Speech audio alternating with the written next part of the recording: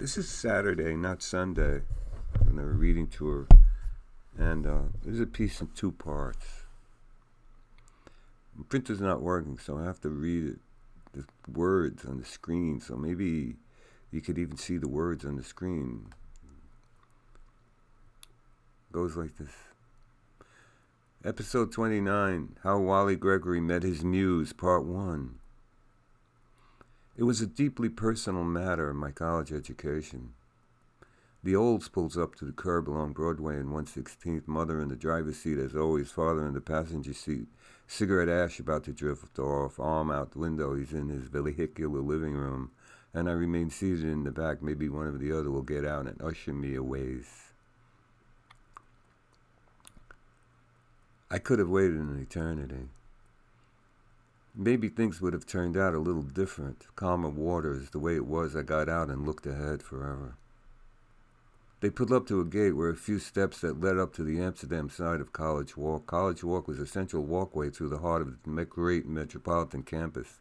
Up and back and up for years you trampled through. I do not recall passing one person, I remember. At the end of either side was a cacophony and clash of steel. I guess we were all strangers that first day. There was a central sundial where I sat a moment. In the distant future, merchant Captain Garibaldi guiding his topsail schooner by campus and the stars.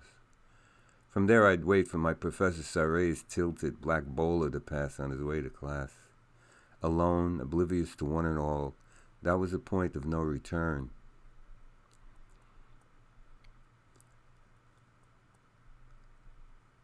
I was fortunate in the habit of entertaining one thought at that time. To discover my dorm room location, I followed other boys to a nearby building which turned out to be the main Baton dormitory. Waited on cue, and at the time my university was all boys. You mingled in a few select courses. I remember one woman in a class held by the black bowler. There were what they called panty raids, staged assault on the women's dorm across Broadway, wherein the women threw down their panties. I did not once bring up a pair of delectable panties to my nose.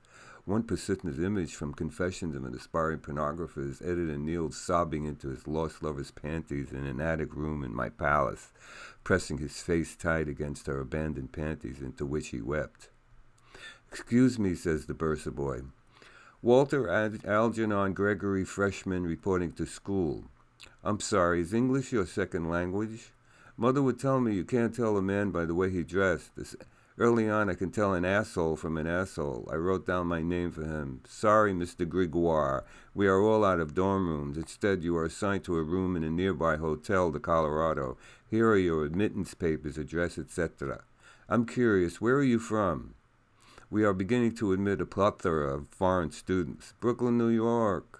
From whence emanated Mae West, Norman Mailer, Rita Hayworth, Nay, Rita Cancino, Arthur Miller, and so forth. I took the documents, turned, and moved ahead. Forward march, Avanti. The great Louis Armstrong, when asked the source of his good health and creative longevity, answered, I leave it all behind me.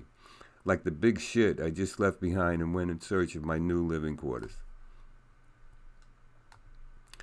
That's it. I have no idea what recorded or how it went, but all the same, have a beautiful weekend and see you next time.